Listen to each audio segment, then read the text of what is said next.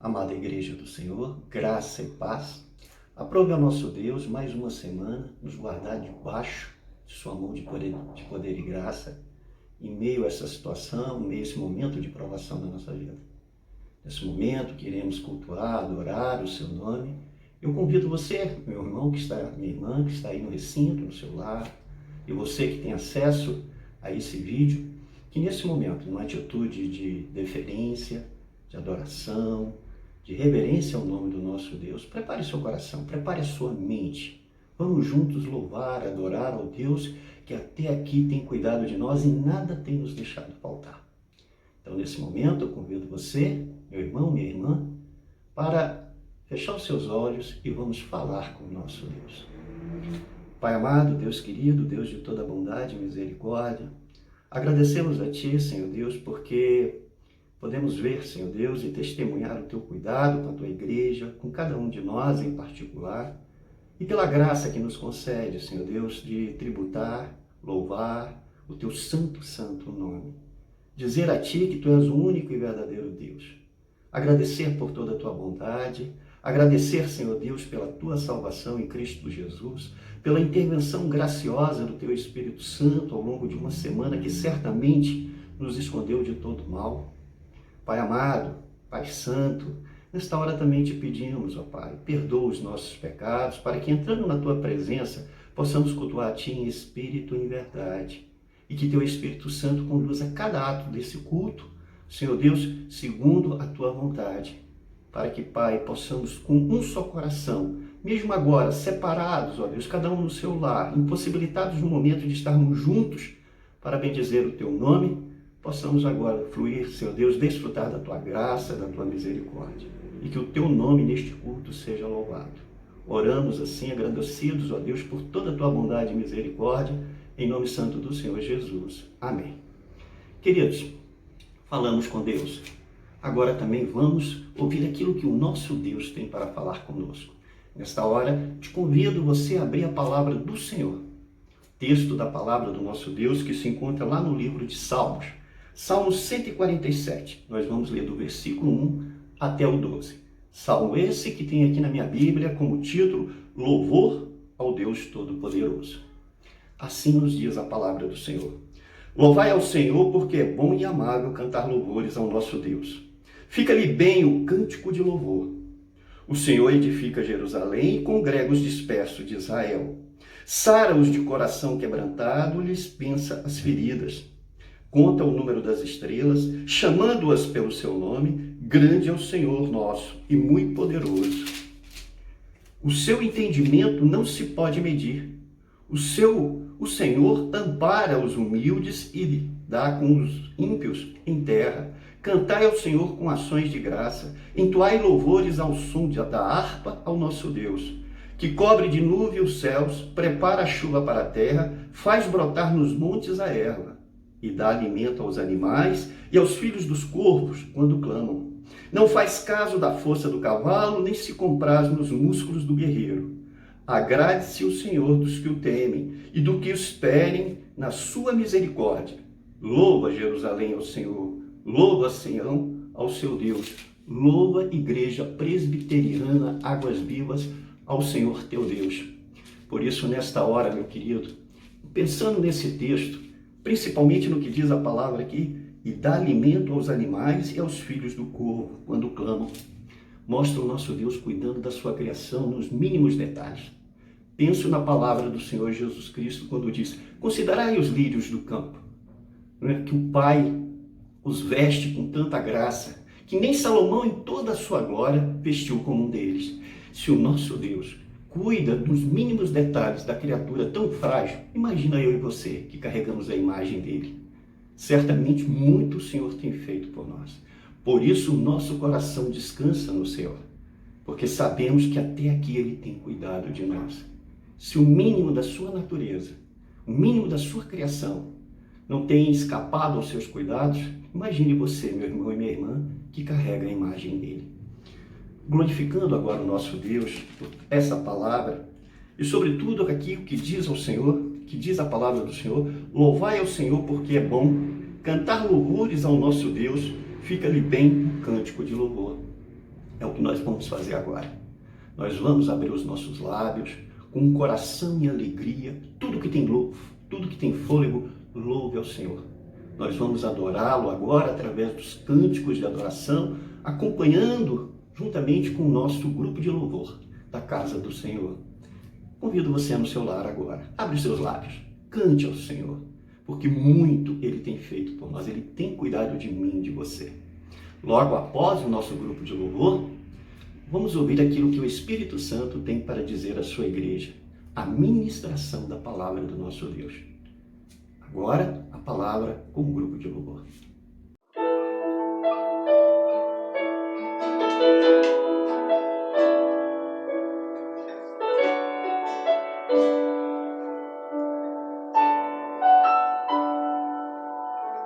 Santo é o Senhor, Santo é o Senhor, poderoso.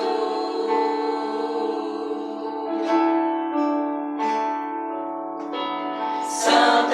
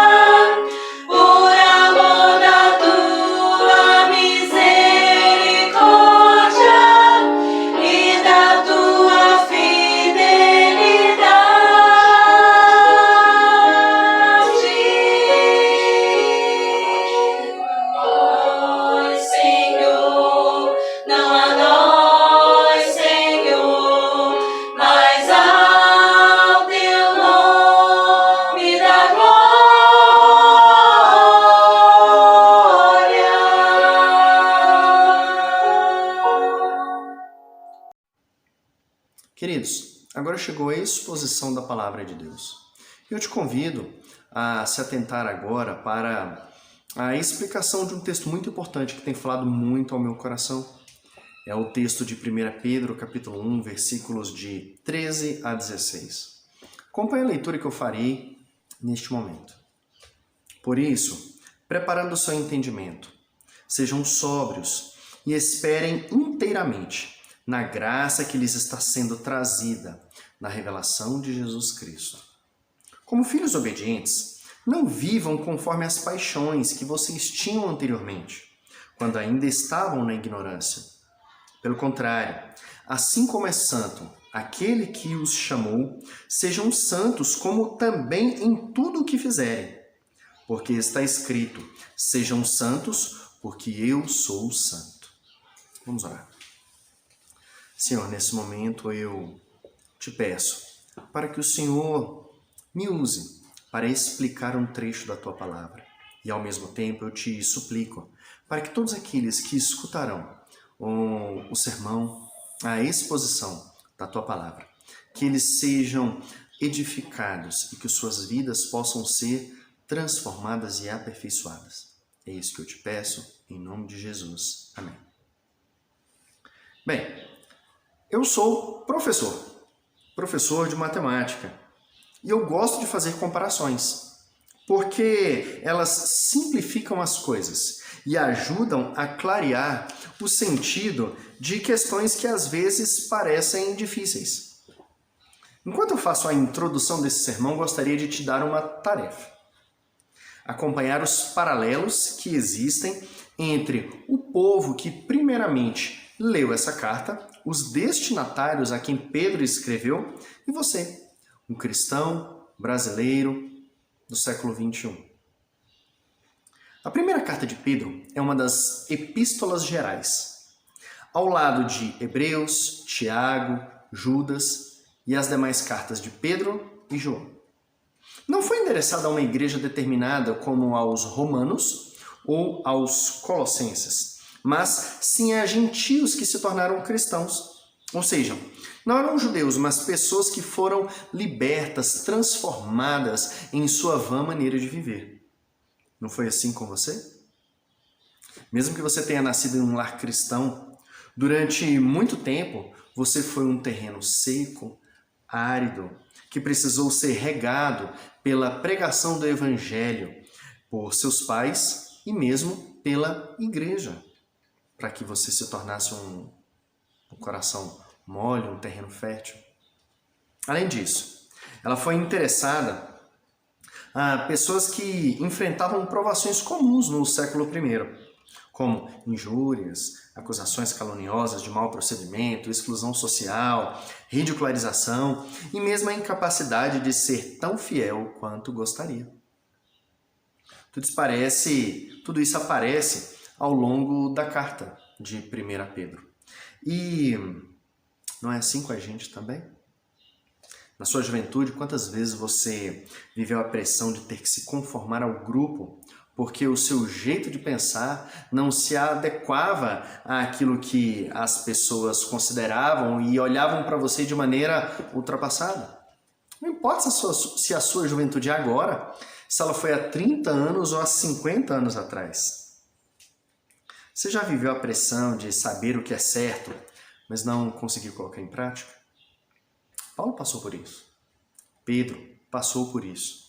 E inclusive é por isso que ele precisou falar tudo de novo a respeito disso para aqueles primeiros cristãos. E Deus, por meio dele, nos fala ainda sobre isso no dia de hoje. Irmãos, a epístola de 1 Pedro ela foi escrita entre os anos 60 e 68 da nossa era. Mas parece que, na verdade, foi escrita ontem. Para mim e para você. Foi escrita para gente como a gente. Existem algumas verdades fundamentais que são explicadas nessa epístola. Eu quero compartilhar com você. Os cristãos têm um maravilhoso privilégio de ver a grande salvação de Deus em Cristo Jesus. O privilégio da salvação traz responsabilidades para cada um de nós. Os cristãos devem ser santos, amar profundamente uns aos outros e se consagrarem a Deus. Os relacionamentos dentro e fora da igreja devem ser mantidos de acordo com padrões bíblicos. Os cristãos devem encarar o sofrimento pela perspectiva correta. Você percebe que tudo isso está ligado a mim e a você? À vida que nós temos hoje? Ao ler os versículos de 13 a 16, eu só posso te explicá-los com a devida profundidade se nós entendermos o contexto em que esse trecho foi escrito. Então eu farei um pequeno resumo daquilo que Pedro diz nos primeiros 12 versículos do capítulo 1. Pedro está louvando a Deus pelo maravilhoso privilégio de ver a salvação que Cristo trouxe para o seu povo. Se você que me assiste já se encontrou com Cristo, meu querido, eu quero te dizer que tudo que Pedro fala tem a ver com você. Deixe-me parafrasear um pouco aquilo que foi dito por Pedro inicialmente. E aqui eu farei algumas adaptações. Pedro, apóstolo de Jesus, aos eleitos que são forasteiros em Águas Claras, ou em Brasília, no Brasil, eleitos segundo a presciência de Deus para a obediência. Bendito Deus e Pai de nosso Senhor Jesus Cristo, que regenerou o João, a Maria, o José, para uma herança incorruptível que está reservada para vocês. Ei, vocês são guardados pelo poder de Deus, mediante a fé para a salvação, embora vocês devam passar por algumas provações. Depois que a fé de vocês for provada e confirmada, ela será mais preciosa que o ouro puríssimo. E a sua vida vai tornar mais belo o nome de Cristo. Esse Cristo que vocês nunca viram pessoalmente, mas que vocês amam muito. Ei José, ei Maria, João, os profetas do passado e os pastores fiéis de hoje, eles pregam essa mesma mensagem a vocês. Se você já se encontrou com Cristo, tudo isso tem a ver com você. Mas se você não se encontrou, os mesmos ensinamentos de Pedro do primeiro século também têm relação contigo, porque eles vão mostrar quem você é e o que Deus pode fazer em você. Agora que você já entendeu o que Pedro fala antes, eu gostaria de ler novamente esse texto, para que você o entenda melhor. Por isso, preparando o seu entendimento, sejam sóbrios e esperem inteiramente na graça que lhes está sendo trazida na revelação de Jesus Cristo.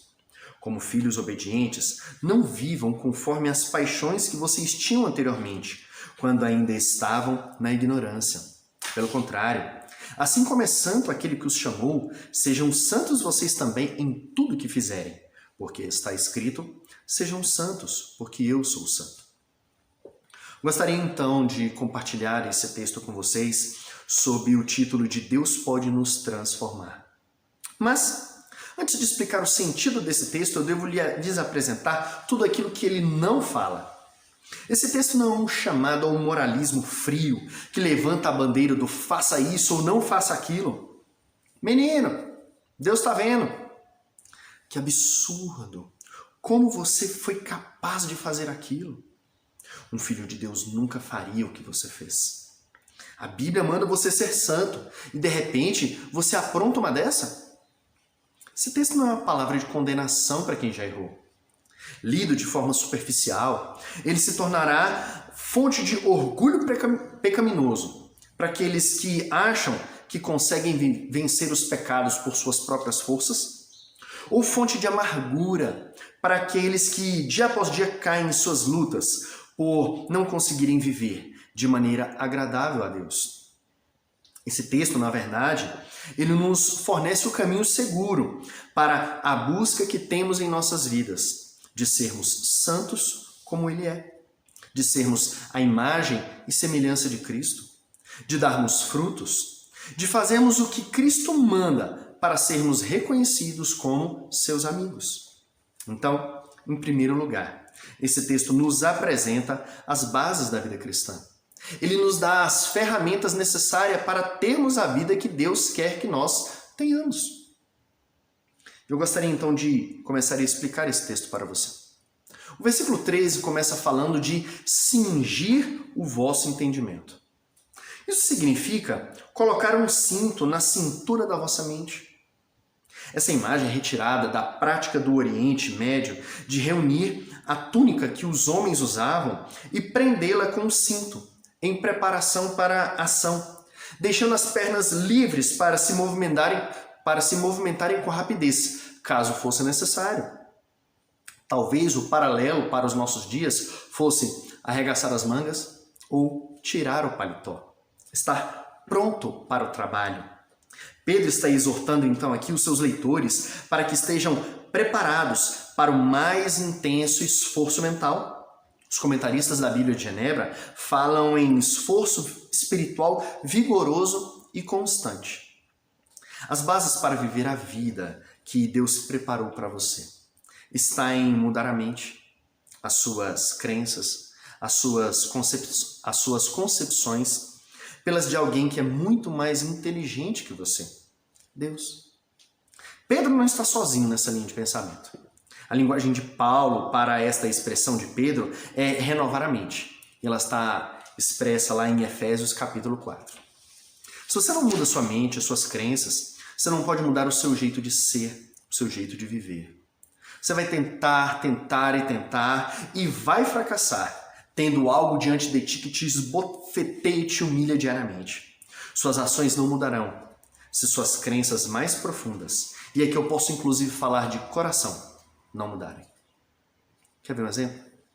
Por que será que a reforma protestante aconteceu somente no século XVI? Será que nunca na história da igreja houve homens e mulheres piedosos que lutaram para que a igreja fosse mais santa? Claro que existiram. A diferença é que aqueles homens e mulheres dos períodos anteriores à reforma queriam mudar apenas o jeito de viver, a moralidade, queriam abandonar os pecados, queriam transformar o procedimento das pessoas que lideravam a igreja, sem, contudo, mudarem as crenças que elas tinham. Somente na reforma, quando a Bíblia foi colocada no seu devido lugar, quando as pessoas entenderam o papel da fé, da justificação, da graça, quando elas mudaram o seu jeito de viver, as suas crenças, as suas concepções, a sua teologia, é que elas conseguiram também reformar os costumes e a moralidade da igreja. Mas o texto continua. Pedro fala que nós devemos ser sóbrios.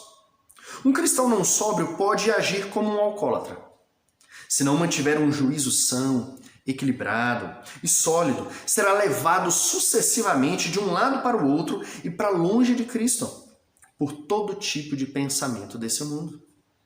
Pedro aqui está apelando a seus leitores, inclusive para você, para que tenham a estabilidade essencial do homem que sabe em que crê. Mas, depois de falar de cingir o entendimento, de ser sóbrio, ele continua escrevendo: esperai na graça que vos está sendo trazida na revelação de Jesus Cristo. Uma outra tradução para esse texto, para esse trecho, seria: coloquem a esperança completamente na graça. A palavra completa, ou ainda a palavra inteiramente, nos transmite a ideia de uma esperança que não falha. E ainda mais, está voltada para a direção correta, a graça de Cristo. A esperança que é completa permite a qualquer pessoa poder suportar a luta e o esforço presente, se tiver certeza de que tudo isso a está conduzindo a algum lugar. E a Bíblia fala desse lugar onde nós chegaremos. Todas as suas tentativas de obedecer a Deus, de amá-lo sem reservas, serão frustradas nesta vida, por mais que o teu entendimento esteja preparado, que você esteja vigilante, que você esteja vigilante. Sua natureza pecaminosa vai tentar te seduzir para seguir em direção contrária. Mas existe um favor imerecido, um chamado graça, que é dado por Deus a você mediante Cristo.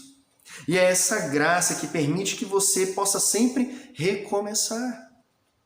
Essa graça que permite que você possa cair e levantar, que você possa mudar de vida e ser transformado por Cristo.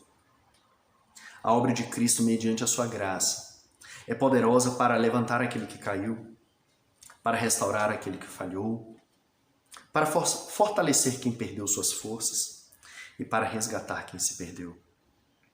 E veja a maravilha de estudar o texto em seu contexto.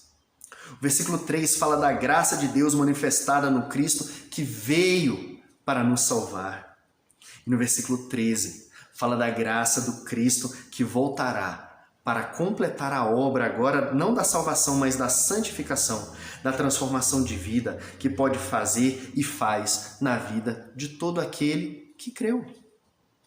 Resumindo, as bases da vida cristã para ser quem Deus deseja que você seja são preparar sua mente, transformar suas crenças, estar vigilante e desfrutar da graça de Deus.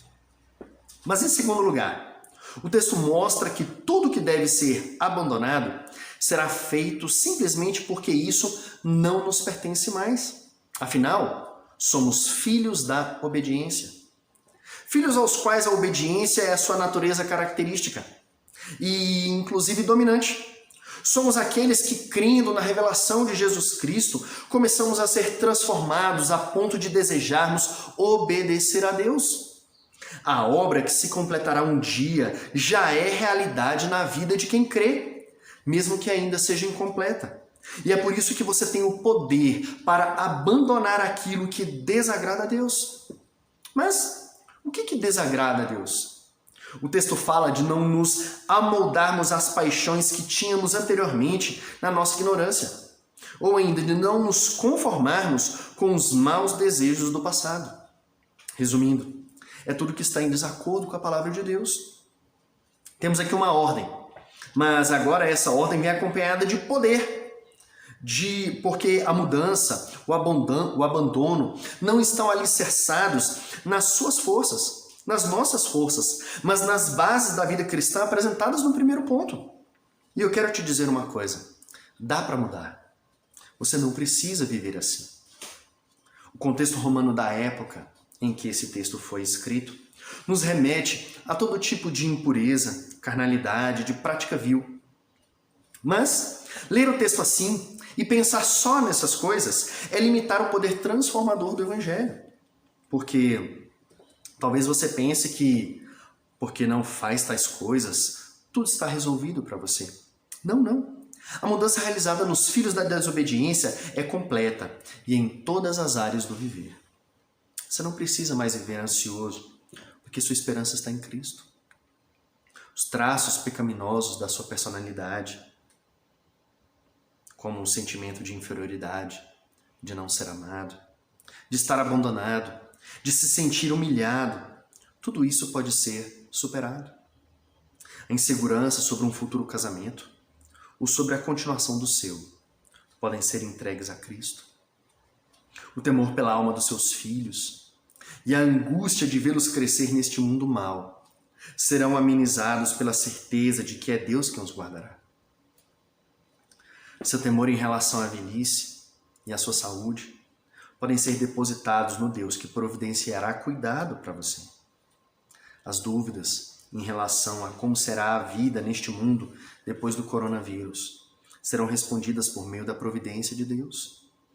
Mas e o estudo dos meus filhos, a minha faculdade, o meu emprego? Tudo Deus proverá. Dá para mudar, porque você não vive mais na ignorância. Deus te revelou o caminho da esperança na graça de Cristo e te orientou sobre como se preparar para resistir a tudo isso. Mas, meu irmão, se no versículo 14 nós temos um mandamento negativo, isto é, o que não se deve fazer, no versículo 15 somos apresentados ao mandamento positivo, o que fazer. Então, em terceiro lugar, o mandamento positivo é baseado não em você, mas no Deus que te chamou. Versículo 15 e 16. Pelo contrário, segundo é santo aquele que vos chamou, tornai-vos santos, sede santos, porque eu sou santo. Lembre-se, o sentido da passagem não é a pregação de um moralismo faça não faça, baseado nos seus esforços, mas na obra que Deus realizou e tem realizado em você. Deus o chamou para viver uma vida em sua presença, não pelos seus méritos, mas porque Ele o chamou para uma vida que o glorifique. A iniciativa graciosa de Deus leva efetivamente as pessoas a uma nova vida. E veja, mais uma vez as Escrituras falam de um Deus que escolhe o seu povo para essa nova vida. Um Deus que os elege para a obediência e não pela obediência. E aqui eu creio que os reformados, mais uma vez, acertam em cheio. A obra é completa de Deus e não baseada no mérito nosso, previsto no futuro. Ser santo não é ser perfeito, não é poder pecar, não é não poder pecar, como diria Agostinho. É o processo iniciado na conversão, que se estenderá por toda a sua vida. Esta palavra em si significa separação, dedicação, consagração a Deus. O grande bispo anglicano, J.C. Ryle, definindo a santificação, fala que ela é a operação espiritual interna que o Senhor Jesus realiza em uma pessoa pelo Espírito Santo, quando Ele a chama para ser um crente verdadeiro. Não somente Ele a lava dos seus pecados, mediante o próprio sangue de Cristo, mas também a separa do seu apego natural ao pecado e ao mundo, insuflando um novo princípio em seu coração, tornando-a piedosa na vida prática. Esse mandamento positivo dado por Deus é possível, porque a mudança começa nele e com o poder que Ele te dá para restaurar e transformar os pontos que precisam ser alterados em sua vida. Seu casamento pode ser alterado, porque agora você é dirigido por Deus. Seu relacionamento com os filhos, com os irmãos, com os pais e amigos, porque a amargura foi lançada na cruz, por exemplo. Sua vida em comunidade pode ser transformada, porque agora você entende que, sendo santo, você não é mais e nem menos. Você é simplesmente pecador, como todos são, e iguais perante Deus e aos outros. Sua maneira de vestir, porque seu prazer não é agradar a si mesmo, mas glorificar a Deus. E por aí vai. Cada um tem uma luta. Cada um de nós foram dados mandamentos negativos para coisas a serem abandonadas na vida e mandamentos positivos de coisas que devemos fazer. Eu desejo concluir. Recentemente, conheci uma linda música chamada My Way, interpretada por Frank Sinatra. Nesta música, a tradução de My Way seria Meu Jeito. Esta música é linda, possui uma melodia encantadora que gruda na mente e no coração. E de maneira poética, ela vai contando como foi a vida do autor da música. Eu gostaria então de ler alguns versos dessa canção e poder analisá-la à luz das verdades que a Bíblia nos revela. E agora, o fim está próximo. E então eu encaro o último ato. Meu amigo, eu vou falar claro. Vou expor o meu caso, do qual estou certo. Eu vivi uma vida completa. Viajei por toda e qualquer estrada. E mais, muito mais do que isso. Eu fiz isso do meu jeito. Eu já amei, ri e chorei. Tive minhas conquistas, minha parte nas perdas. E agora, enquanto as lágrimas cessam, eu acho tudo isso tão divertido. E pensar que fiz tudo aquilo. E posso dizer, não de uma maneira tímida. Não foi tímida. Eu simplesmente fiz tudo do meu jeito. Pois o que é o homem? O que ele tem? Se não é ele mesmo, então nada tem. Para dizer as coisas que ele sente de verdade e não as palavras de alguém que se ajoelha. As lembranças mostram os golpes que eu levei, a vida que eu vivi. E tudo isso, sim, eu fiz do meu jeito. Sim, foi tudo do meu jeito. O autor da música tenta transmitir a ideia de que a vida vivida sob as decisões do próprio coração é plena, feliz e completa. Parece lindo e enche os olhos, mas não é verdade. Nós temos duas opções na vida: viver como nosso coração deseja ou aceitar o convite para viver como Deus deseja. entre ficar com o autor da música e com o Deus Criador, doador da vida, autor da Bíblia que tem salvado e guiado milhões de pessoas ao longo da história, eu escolho a segunda opção. Eu te convido a refletir sobre tudo isso que foi dito aqui hoje. Sobre ser transformado, sobre viver de maneira diferente, sobre deixar que a graça de Cristo seja um instrumento que vai te levar à transformação, que não depende simplesmente das suas forças, porque assim você falhará, mas que depende também dessa obra que só Deus pode fazer em nossas vidas. Entre viver do meu jeito, no my way, e viver do jeito de Deus, eu escolho o jeito dele. Renovando a minha mente, estando vigilante, firmado na graça poderosa, porque sou filho da obediência e todos os meus maus desejos ao longo da minha vida podem ser abandonados, sejam quais forem, e então, obedecendo o chamado do Senhor para viver e desfrutar da obra da santificação na minha vida, não viverei do meu jeito, mas do jeito de Deus, buscando ser cada vez mais santo, pela graça dele. Amém.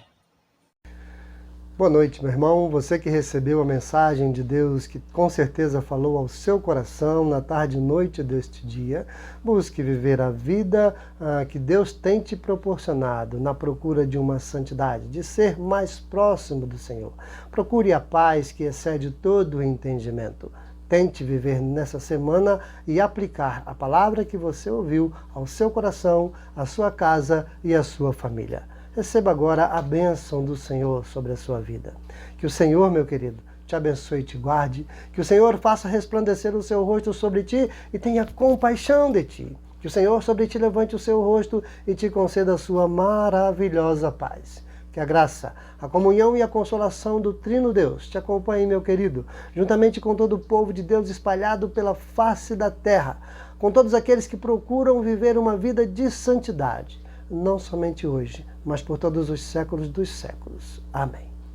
Meu irmão, tenha uma boa semana, Deus te abençoe, no nome de Jesus, para a glória de Jesus. Amém.